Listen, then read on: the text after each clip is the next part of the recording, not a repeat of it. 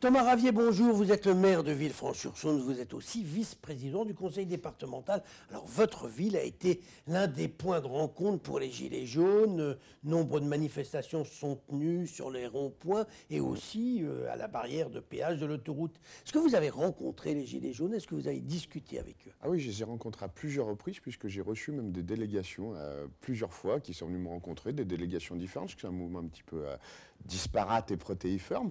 Donc j'ai eu de nombreux échanges avec eux. Oui. Est-ce que vous pensez que le mouvement va se poursuivre ou est-ce que des grands débats organisés, voulus par le président de la République, et on va en parler dans un instant, pourraient finalement mettre fin à ce mouvement? Ah, je crois qu'il y a quand même un vrai cri de fond qui est quand même assez profond sur le pouvoir d'achat et c'est mêlé maintenant en plus avec quelques, à mon avis, phases de mépris mal appropriées, un vrai questionnement quand même sur la gouvernance et sur la manière de fonctionner. Donc je pense qu'il y a quelque chose d'ancré quand même qui ne va pas s'éteindre aussi vite qu'on le croit. Alors, parlons maintenant de ce grand débat. Vous êtes maire. Oui. Est-ce que d'abord, vous-même, allez prendre des initiatives pour organiser un débat ou plusieurs débats dans votre commune? Alors, nous, dans la ville, d'abord, on a mis en place les cahiers de doléances, ce qui n'est pas une obligation, mais Alors, on a mis en place dans la si vous commune. voulez, on commence par les cahiers de doléances, puisqu'il y en a un peu partout. Dans votre commune, il y en a. Est-ce que les gens ont l'air de... Oui, oui, il y a quand même Et du vous monde avez qui regardé, vient. j'imagine, un peu Oui, ce qu'il y a oui, j'ai dedans. regardé. Alors, C'est un cahier qu'est-ce qui public. ressort? Ah, il revient deux grands thèmes.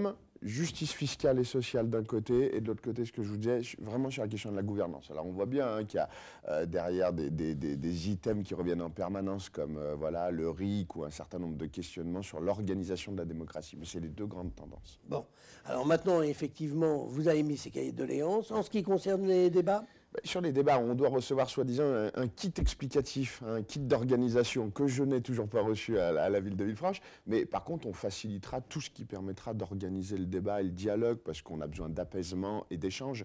On a prêté d'ailleurs une salle, même cette semaine, aux Gilets jaunes qui ont organisé une grande assemblée participative ouverte à tout le monde, ce qui est très bien, c'est la vie démocratique. Vous y êtes allé? Non, j'y suis pas allé parce que je considère que...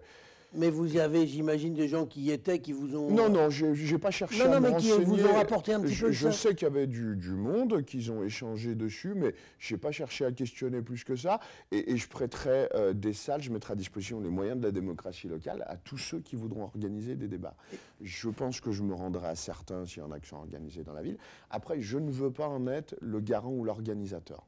Parce que quand on organise un débat, ce qui est bien, c'est de savoir c'est comment on le restitue, ce débat. Et ça, aujourd'hui, je n'ai pas les clés aujourd'hui. Oui, donc vous êtes prêt à faciliter les choses, mais vous ne voulez pas être l'organisateur de ces débats. Non, je ne veux pas en être l'organisateur en chef, puisque je ne connais toujours pas mon rôle pour l'organiser.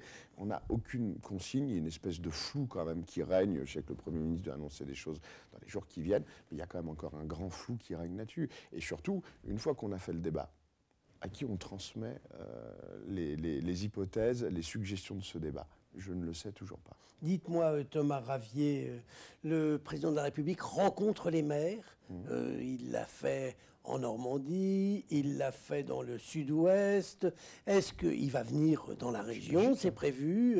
Est-ce que vous irez à cette réunion? Oui, j'irai, oui. Je suis un élu de la République, je suis respectueux des institutions de la République et je crois plutôt bien qu'un président prenne le temps d'échanger avec les élus locaux. J'irai avec les citoyens. Je pense qu'il faut qu'il y ait aussi cette phase-là. Ça fait partie de sa mission et je crois que c'est sain pour notre pays. Et vous avez des questions précises? Si vous aviez une question à poser au président, ça serait laquelle?